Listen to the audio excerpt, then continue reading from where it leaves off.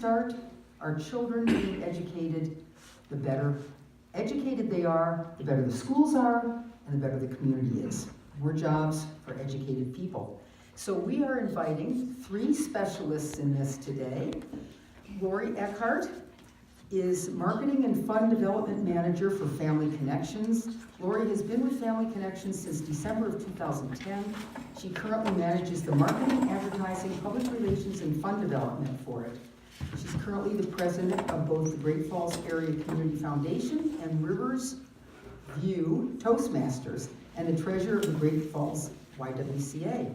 She holds a bachelor's degree in computer science from Montana State University. She's a graduate of Leadership Great Falls, a member of the Downtown Chicks. Yes, oh, I forgot to put them on the list. And jointly leads the Great Falls Chamber Nonprofit Alliance. She believes every child deserves the opportunity for a successful future. Deb Huestis, next to Lori, is the Special Projects Professional Development Specialist for Family Connections, the local child care resource and referral agency. She has been in the early childhood care and education field for over 25 years, she doesn't look old enough, in various capacities, from direct care to education coordinator at a children's museum. Currently, she supports early care and education professionals and advocates at the federal level for the children, families, and the workforce. She has lived in Great Falls for over 24 years, the longest she has ever stayed in one place, having grown up in the military.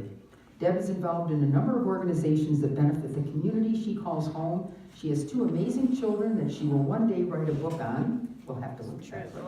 And looks forward to what the future holds for families and young children.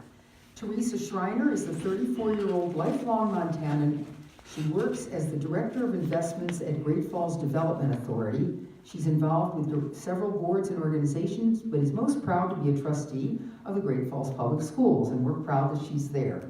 Her husband, Casey Schreiner, is the minority leader for the Montana State Legislature. When not delegating and taking orders from his spouse, Casey's other hat is the Workforce Learning Director for the Department of Labor.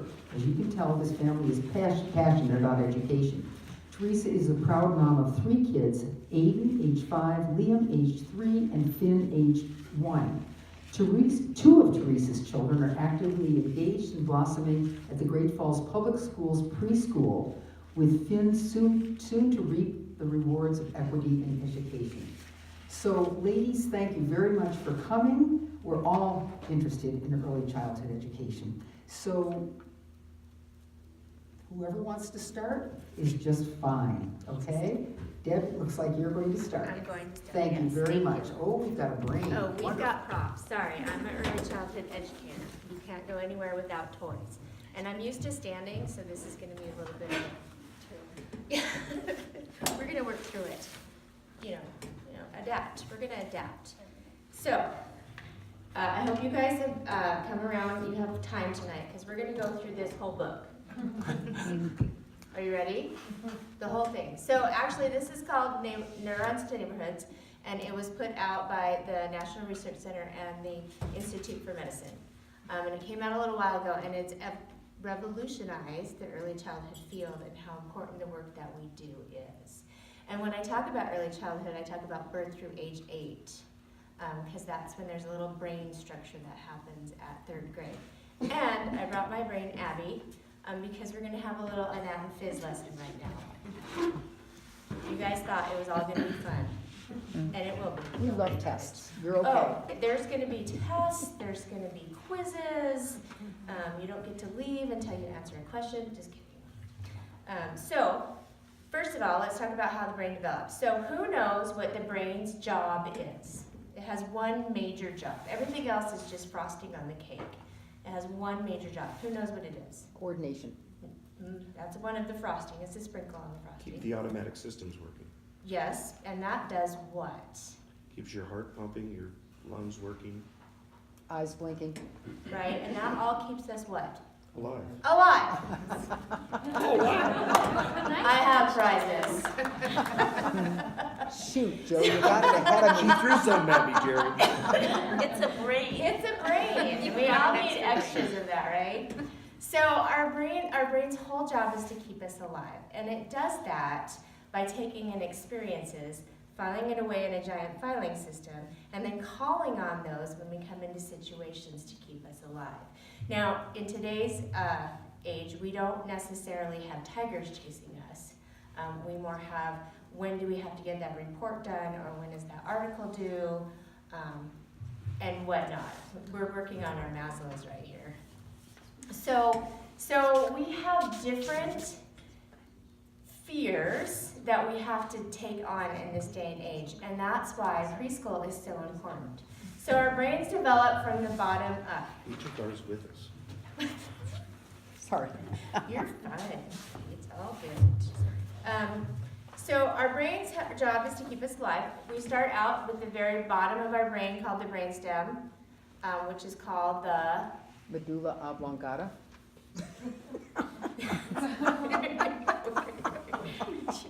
we call it the lizard brain, the brain stem, and that takes care of all the things that you threw out at the very beginning. Our heart rate, it regulates our body temperature. If we're too hot, it makes us put sweat. If we're too cold, we put on a sweater. And we do all those kinds of things without thinking. So that very first part of our brain is fully developed by the time we're 9 months. The second part of our brain, the limbic system, the mid part of our brain, that seats our memory and our emotions and our personality, is all fully formed by the time that we're 5 or 6. So if we have 3 parts of our brain that develop over our lifetime, and 2 of them are fully developed by the time that we're 5 or 6, the work that we do before they even enter formal schooling is pretty important. 2/3 of our brain are fully developed. And we have research now that shows that. There's a great machine, iLabs in Washington State, that has this really cool machine that measures the firing of synapses as children interact with their caregivers. That shows how this happens. So what we do is very important. Now that's all the foundation, right? So the next part of our brain that develops is our prefrontal cortex, that whole wrinkly part that we always think about when we think about brains. When does that get fully developed? Much. Men and women. Right, if you have testosterone, it might be a little bit later. Sorry. We have research that shows that. But what age would you give me? 20. Late 25. Oh, I'm throwing it at electronics. Almost got in the teeth. So our prefrontal cortex, our higher order thinking, things like, and I can't find my little notey things. No, I don't. So our higher order thinking, we call them HOT, higher order thinking. So taking on challenges, making connections, self-regulation and focus, self-directed learning. Those are all the skills that we need to be successful as adults. So those don't fully get developed until we're 25. But those won't get developed unless the first 2/3 of our brain have a strong foundation. And children are learning all the time. And so even if you aren't in a classroom, you're educating children every time you go to the grocery store because they're social learners and they're watching you. No pressure. Right? So that's our brain development, and that's a very short version of the lecture that I give, or a talk that I give on brain development. I'm not going to take you through it all. I do want to show you, so when brains are developed, what happens when we interact with people and we're building relationships and we're taking on experiences, our neural connections. This is Norman. He is a neuron, a brain cell. So there's a lot of them in our brains, and we grow them. And the little dendrites that go out get stronger as we have more experiences. So the more experiences we have, the more fat our brain is. We don't want big brains, we want fat brains, right? Lots of neural connections, and we do that by interacting with others in our environment. There's a pruning process, so we want fat brains by the time we're 5, because by the time that we're 13, there's a pruning process, and so we lose some of them. And then we go to college, and we lose even more. And then we drink. Right, that's where they get lost. I'm just kidding. No, I'm pretty sure that's part of the whole college experience.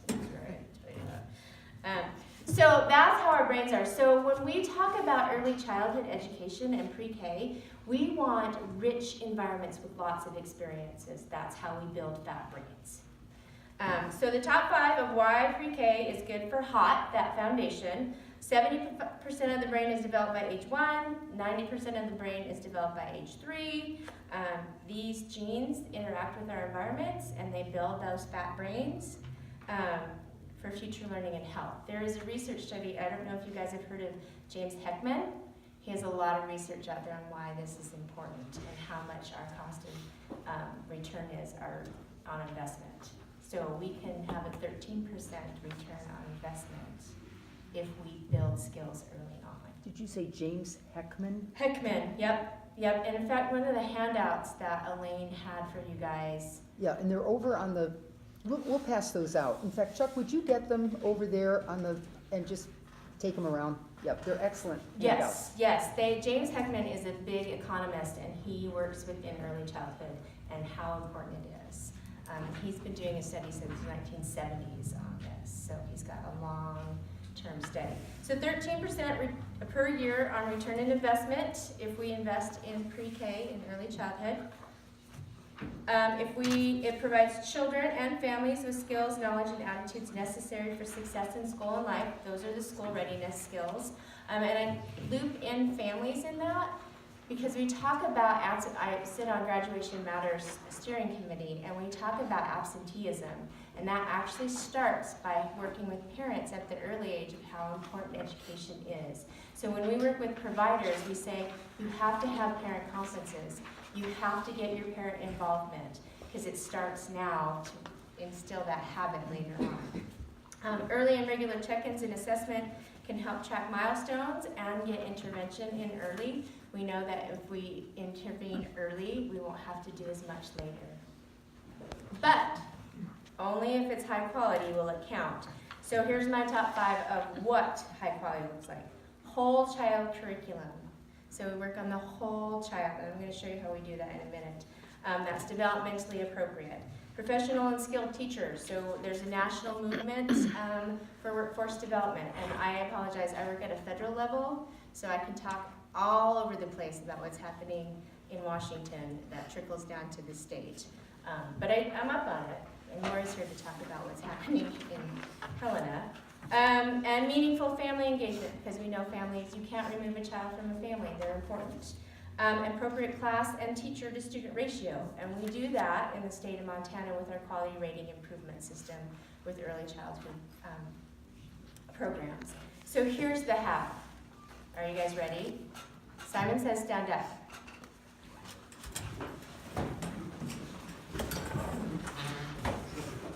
Simon says touch your nose. Simon says touch your shoulders. Simon says sing the ABCs. A, B, C, D, E, F, G. Okay, that's good, you got it. Okay, Simon says sit down. Simon says stand up. Simon says sit down.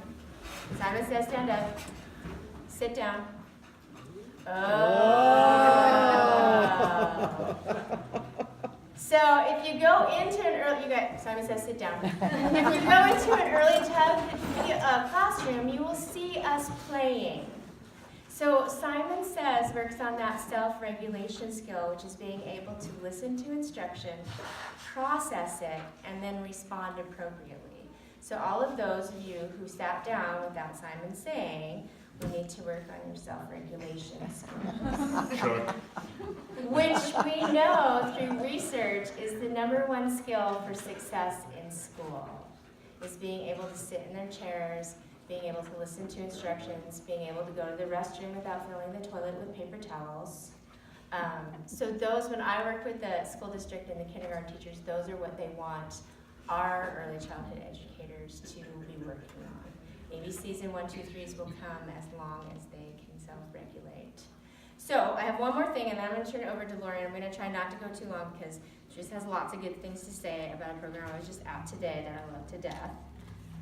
But I'm going to read The Very Hungry Caterpillar. Oh, I love it. And while you're listening, I want you to think about the skills that you feel children learn from reading stories. As we just learned, playing a game works on self-regulation. It also works on language. They're listening to the language. Works on following directions. It works on being social because you're working together as a group for a common goal. So here's my story. The Very Hungry Caterpillar.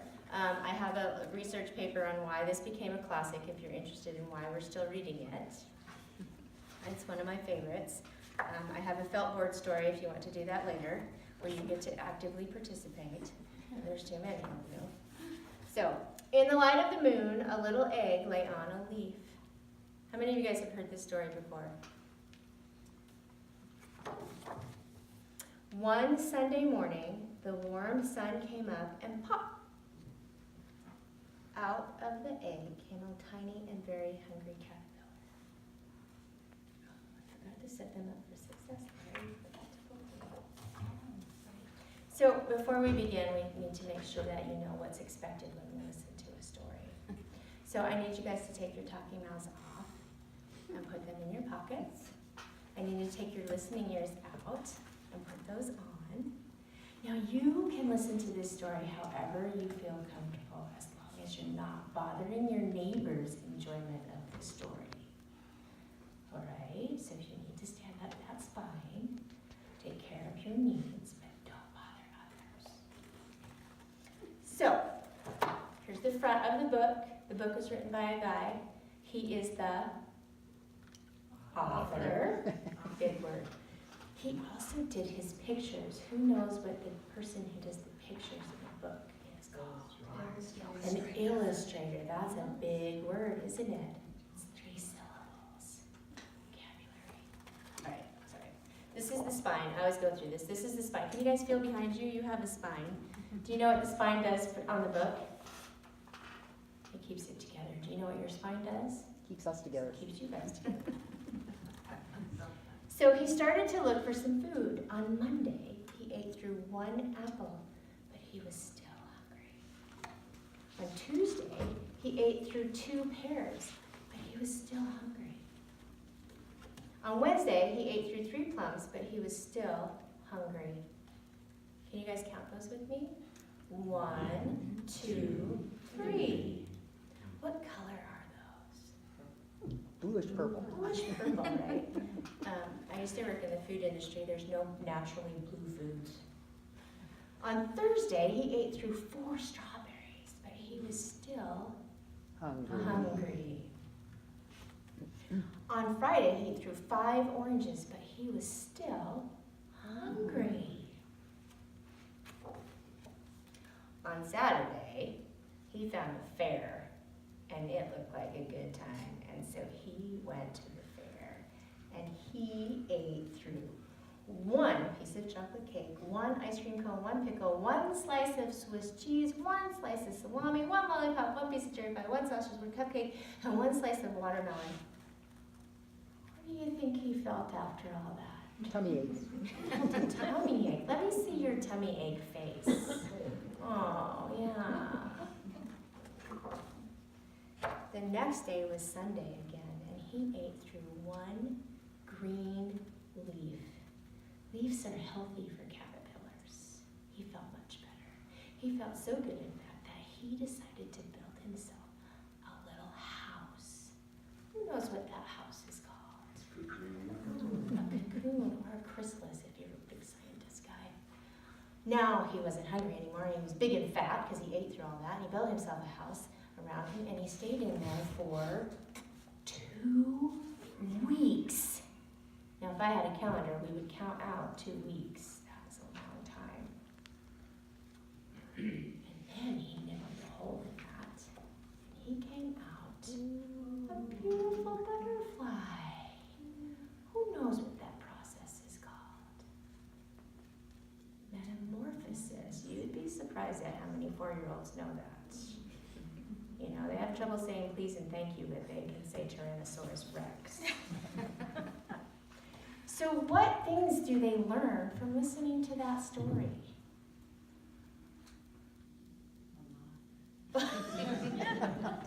Time, feelings, being healthy, eating healthy, colors, counting, all of that. And that's how we do high quality early childhood to lay that foundation. And we do that with pre-K programs, which the state of Montana is one of 6 states that does not have a state-funded K program. I'm gonna turn it over to Teresa, who can talk more about the one pre-K program that we do have, which is actually federally funded, and through grants. Okay, you're ready. I'm done. I'm finished. I did all my thoughts and Threw her brains out. So the little kid in me just wants to touch all of this. It is so hard. And I to told her focus. she could. I know, it just just touch it. okay, I'm better. So as my bio explained, my husband and I are just, we have a profound appreciation for education, and I think Warren Buffett explained it best that we just won the ovarian lottery because we have had the we're fortunate enough to be good benefactors of good education.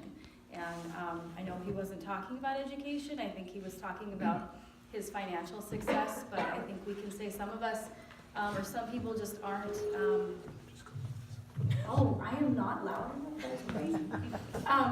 But I think some people just aren't lucky enough to have good education. And, you know, we've seen Casey's success and we can say he's successful, and he went to Great Falls Public Schools, and I'm not talking about his political success, I'm talking about the fact that I think he married up in the world. So, that's right, so I think, you know, we can talk about how great Great Falls Public Schools is, and I can talk about the auspices of public education and how quality it is, and the virtues of it, but I would be wasting your time because I think you all agree with me on that, and I'm looking around the room and I think you all know that. So I'm just here today to talk about a small facet of Great Falls Public Schools and their education, and that is Great Falls Public Preschool, which is also called the Early Learning Family Center, the ELF Center, or Skyline. How many of you are familiar with Skyline? Good, so all of you. How many of you have toured Skyline or visited Skyline? It's awesome, okay. So I'm privileged enough to discuss it because I have quite a bit of familiarity with it. I have 3 boys, as I mentioned, Aiden, Liam, and Finn, ages 5, 3, and 1. 2 of my 3 boys attend Skyline. Aiden has been there for 3 years. He's in his 3rd year. But before I share any of my anecdotals about Skyline and the successes there, I want to talk a little bit about the school. So Skyline has been around since 2010, specifically, I believe it is January of 2010. And since it opened its doors, it has served 919 kiddos, which is pretty wonderful. And of that, there is criteria, as you know, to go to the school. We get calls all the time. You know, if we could have a waiting list, we would have a waiting list, as Jan knows. But there are criteria. You have to meet financial eligibility guidelines. So you have to be from one of our more needy boundary areas or living within those highest poverty areas. So that is 7 of our districts, just 7 of our districts. So I want you to remember that. Or you have to be receiving a special education qualification. So have a disability and receiving special education services. So 2 of my children receive special education services and are fortunate enough to be attending Skyline. So what's crucial about Skyline that I want to talk about as well are something that Deb touched on, and it is highly qualified programming. So the preschool teachers are highly qualified. As most of you know, being there, the teachers are educators. So they have special education certifications and licenses or education licenses and services. And they do have research-based, developmentally licensed curriculum, and it's developmentally appropriated. It's also, as Deb was talking about, focused on the whole growth of the child, and that isn't just lip service. I have seen that myself. It is focused on the family and the whole development of the child. It's very family focused. Some other things about that, we do have data because we've been studying the first class, who are now in 7th grade, which is amazing. And I do have that information, and I'll share that information with you, Jerry, and you can send it out to everybody because the research has been phenomenal. I don't have to talk about the research because Deb has that research. But let me talk about Aiden, because I think the data of the students themselves, or at least the anecdotal evidence, is the most powerful. So when we talk about the brain development and we talk about the whole person, it's pretty amazing. When Aiden was first diagnosed with autism, if you know anybody or if you've ever experienced something like this, When he was first diagnosed, hearing those words, it was like being underwater. I felt just disassociated from the world. I think the first year, as we were shuttled from appointment to appointment and referral to referral, I was in the world, but I wasn't in it. And I think I spent that first year as if I was in a trance, overcome with guilt and shame and fear, not knowing if my child would live a life that I expected him to live or wanted him to live. You know, you want those things and you just don't know if he ever will. It's sort of like dropping a pebble into a wishing well, not knowing if there's water in the bottom. And you hope to hear that ripple or you hope to hear that noise, and you don't. And so it was hard, and I grieved. I grieved for what I hoped my son would have, not knowing if he would. Because in addition to having that diagnosis, he was, at the time when he went to Skyline, he was 3, he was 78% delayed. So if we want to put some perspective on that, Laura and I went to lunch today and we saw an 11-month-old playing. And the 11-month-old was actually pretty far along for how old he was. He was in Carhartts and little Carhartt overalls, and he was running around, like, well, not running, but he was walking with his mom, and you know, he had little socks on. He wasn't old enough for shoes yet, but it, you know, just got a little tuft of hair, and he was walking, and he was twice the developmental age of my son when my son was 3 years old. So my 3-year-old, who was going to preschool and had the expectation to sit and engage in reading the caterpillar story, and know colors, and know shapes, and hold scissors at 3 years old, couldn't communicate love. I didn't know if he understood what love meant, couldn't feed himself, was still in a diaper. He was developmentally 6 months old. That was my 3-year-old when he went to Skyline. Now imagine the Skyline didn't exist at the time, because we aren't publicly funded in the state of Montana for preschool. So imagine this opportunity hadn't been for my husband and I. 78% delay for my son. So we enrolled in Skyline, and we were grateful because in addition to having an exceptional preschool with qualified teachers, we had the opportunity to also have speech therapy, occupational therapy, and physical therapy. Because, as you know, in Great Falls, there is a worker shortage, right? So he was waitlisted for almost 3 years for speech therapy, occupational therapy, and physical therapy. But because we have complete wraparound services in our preschool, he was immediately engaging in all of those therapies as part of his education curriculum. So when we went up there, he was in what's called a contained classroom, which sounded frightening to me because I envisioned the worst as a mom, right? I mean, I'm hopeful, but again, dropping the pebble in the well, not hearing a sound yet. I think padded walls, so I'm afraid. And I go in there and the teachers are wonderful. And again, it's a family-based, whole-person system.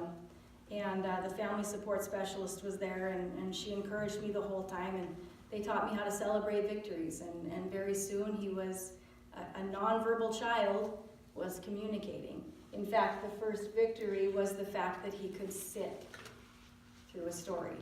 Sitting is actually a huge victory. You wouldn't know that. We take those things for granted.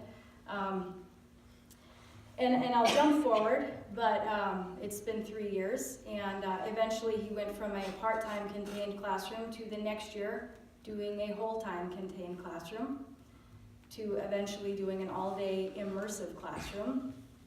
And I will tell you, it's been 3 years, and my child is what they classify as a hyperlexic child, which means he is diagnosed as precocious reader. It means he can read without having been taught to read, and they know that now because he no longer qualifies for speech therapy or occupational therapy or speech therapy. He is ahead of his class, so he is no longer delayed. I had a meeting with Ryan Beam, who is his case manager up there, and they determined this year that when he goes into kindergarten, he will not meet the academic diagnosis for autism when he goes to kindergarten next year. This is a child who I did not think understood what love is when he was 3 years old. And without our program, I don't think these possibilities could have happened for him. So that's an anecdotal story. And I want you to remember that that is one story of 130 students at that school. And it's certainly not vacuous. You can imagine my story is one of many, 919 students. I have another child up there who is definitely precocious. He is also on the spectrum. He is nowhere near delayed what Aiden was, but he needs those services as well. And our school is so phenomenal. And with each child, I can tell you, we still celebrate those small victories. You drop, like any parent up there, you drop the pebble in the well, and you hear the drop now. And it's just, it takes a little less time before you hear the pebble when it goes in the well. So it's pretty incredible. So the reason we talk about our preschool at this time, I think more than anything, it is grant funded. And as you know, all of the money up at the district is particularly stressful. And this is the gem of, I think, Great Falls. And although Aiden is one kiddo who has gone from not speaking, not being potty trained, not being able to communicate love, to knowing his shapes, knowing how to read, knowing how to spell, being ahead of anyone in his preschool class. I think of 130 students that potentially next year could go without, because our grants are sunsetting this year and next year. The funding is gone, and we don't know what we're going to do without the money. This is compounded with the fact that we've had budgetary woes, simply because we have passed 2 levies in 10 years. Am I right, Jan? 2 levies in 10 years? 2 and 12. So it's particularly stressful for our district. And I shudder to think what could happen. We know there was a bill that this Representative Schreiner character was trying to carry, and it didn't happen for many reasons. But there's another bill that is on the docket, and it's going forward tomorrow, and Tammy's gonna go testify, and I'll go with her, and we'll have some support. I think Colette's going, Colette Getton is going tomorrow, so we hope it's gonna pass. And without that, we don't know what will happen for our local future learners and leaders of our community, but I hope for your support, so that's where we're at.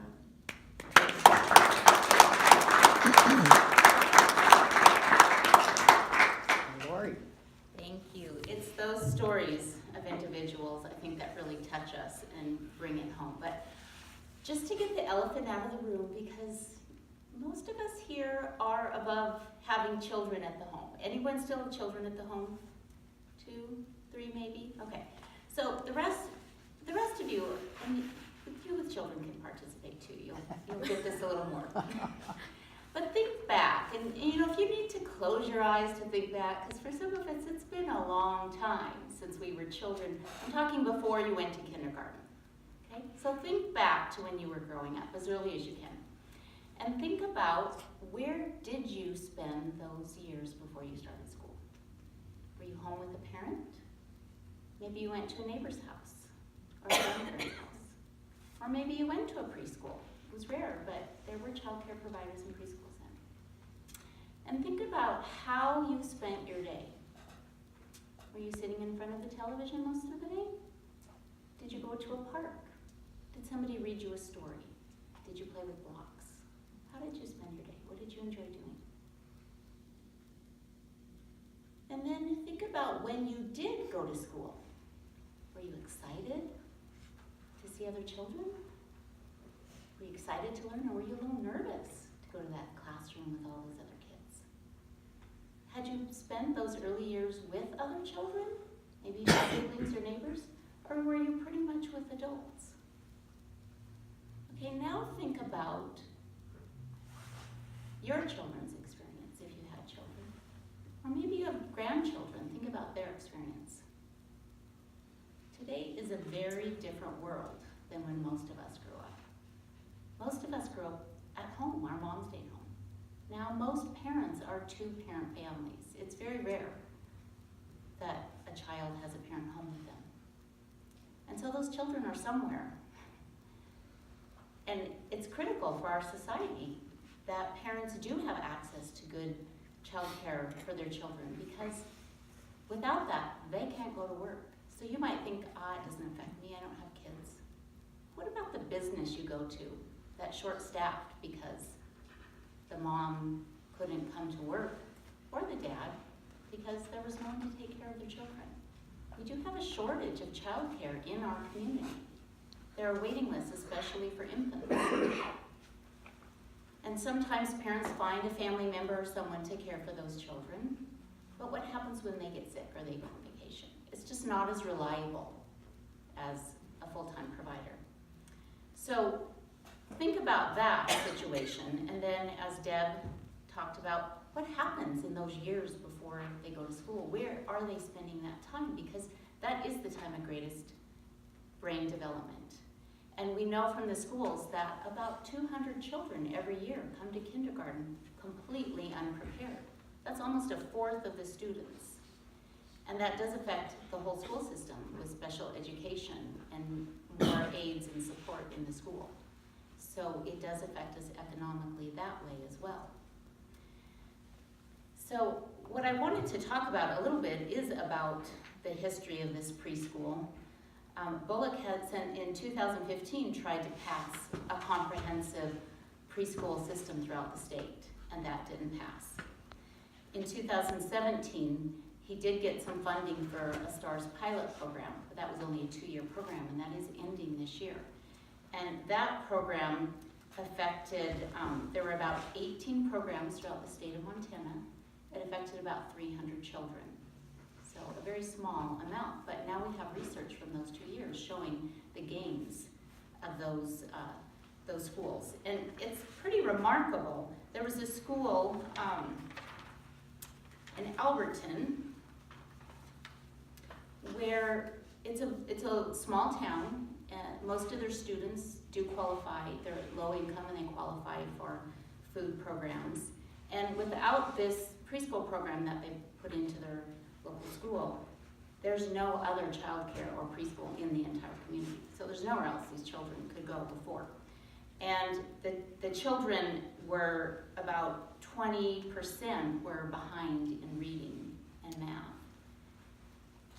And now over 74% are proficient or above, just going through this preschool program for a couple years. So we do have data, and there's lots of research out there that shows when it is a high quality program that those children are ready for school, they meet their 3rd grade reading scores, they're more likely to graduate from high school, to go on to college, and to earn more. So this has a long-term lasting effect for our communities. So a couple of the bills, and some of them have been shot down. There was House Bill 225 was dead in committee. And that was Teresa Schreiner's bill, and it was for the governor's comprehensive school funding. Then we have House Bill 177, which the committee did vote in favor of, and it was to go to the House. I'm not sure where that bill is right now, but we could find that out. And then there's a Joint Appropriations Subcommittee for Health and Human Services that wanted to extend that $8 million for STARS that funded those 2 years. And that's, I'm not sure really if that's going to pass as well. The Joint Appropriations Subcommittee for Education that looked at the budget, and that was the governor's 4-year. He wanted funding for 4-year-old students throughout the state. That was shot down. But yesterday, Monday, House Bill 755, and this is from Representative Moore from Miles City, and that is going to be voted on tomorrow. So that is a very tight turnaround.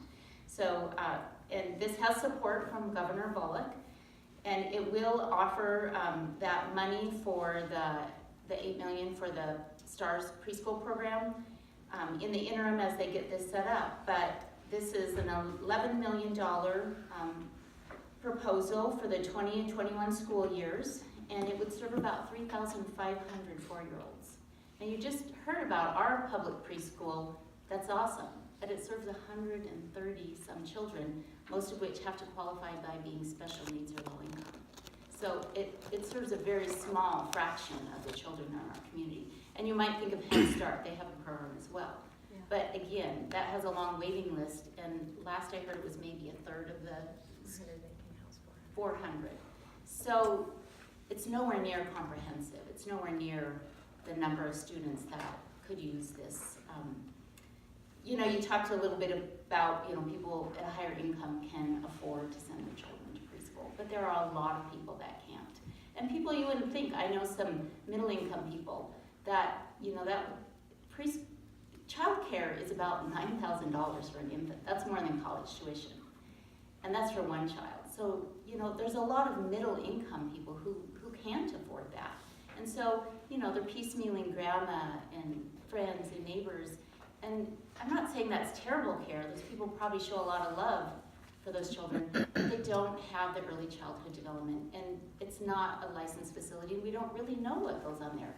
Are they watching television all day?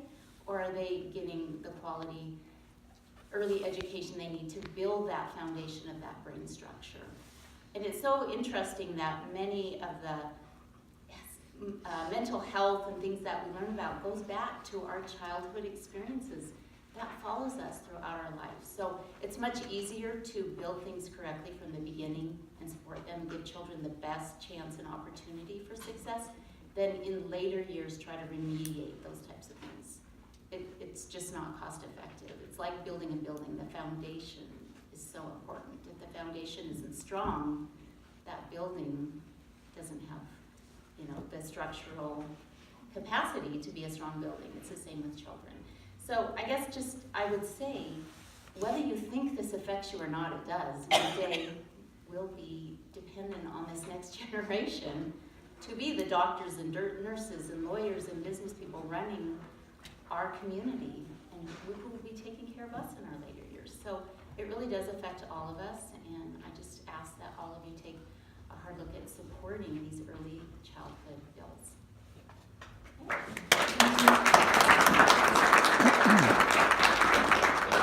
Do you have questions for these experts up here at the table? So I Jane? have a question. Head Start, there are a lot of children at Head Start, but do they have the same level of training in their classrooms as they do up at the L? Absolutely. Head Start is federally funded, and they have to maintain a wait list. And our Head Start has slots for about 400 preschoolers. In 2013, all their lead teachers had to have bachelors in early childhood ed, and all of their aides also have to have at least a CDA or higher, which is Child Development Associates. So yes, they are. They're very high quality, and the bill that was introduced yesterday follows those standards as well as what we have placed in our public preschool. Thank you. So I'm interested on your take about who opposes this. I mean, why? We've heard compelling cases. So what are the arguments, aside from money? Okay, so Well, what do people? one of the biggest opponents is it's the teachers union, the public schools, because this bill will be a blended approach where communities could house that preschool in their public school, but also at Head Start or a private provider, which we do in our community right now, have a partnership with Head Start where they don't have enough slots, 400 to meet all the children. So we have a partnership with some private preschools that they can get that curriculum and training, that high quality training that the Head Start teachers get, and implement that program in their preschool, which is very cost effective because it would be very expensive to build a whole new building, And so the public school union does oppose this because it includes those private preschools. But we believe that choice is important, and for families in communities, they should have the choice of what works for their family. For some children, maybe a small private preschool would better serve that child versus a large environment in a public school. And non-sectarian is written into the bill. And this type of model, just so you know, is done in every state. So our district is going to speak. For us, we don't want to throw the baby out with the bathwater. So our district is going to speak to it. There is a concern of putting the nose into the tent, so to speak, in terms of privatization, but it's been modeled in so many areas. Stop me, Jan, if I'm doing this wrong. He knows this so much better than me. It's done in every other state. It's this model. The protections in place, we hope, will be in such a way that it's not going to lend to privatization in any way. Locally, we want to save our preschool. We have a model preschool that is the envy of other areas. It also would have a SWIB board managing it, like a SWIB board. Jane, you're familiar with the SWIB. So there will be great oversight in terms of the management of it. So just a follow-up, so would your kids been able to get into a private preschool? would my kids be able to? Would they have, given the special needs they had, or? Well, That's the general argument about choice, is in that private schools. Well, so in terms of, So with the STARS program, which this is built into, and all the pieces in this, they would have wraparound services too. That would be part of the high quality that's required for this. were you asking me otherwise though? Yeah, I guess the usual argument, and I think Yeah. most of us in the room have heard the school choice privatization arguments, Yeah. is that they basically screen and don't take all kids, don't take special needs kids. So I'm just curious, in the partnership with private entities in Great Falls, is your experience that they're wide open, or are there criteria other than what you already talked about, special needs and low income? Do those private preschools take all comers? You can speak to that. That's what we're working on. That's the hope, that all children have access to high quality, whether it's public preschool, if it's private preschool, all of that. And so we're working towards that. I just want to show, so this map, I don't know if you can see it. So this map, all the ones that are colored have a state-funded preschool of some kind. The ones that have moved up on the levels, so this organization does the state of preschool. They put out this big, and I'm always embarrassed when I go at the federal level and they show this little piece of paper for Montana that there's no state-funded preschool, 1 of 5. But the states that, if you want to look into, or we could share this data too, where's your piece of paper with those highlighted? So there are like 5 states that are doing this very, very successfully and have data.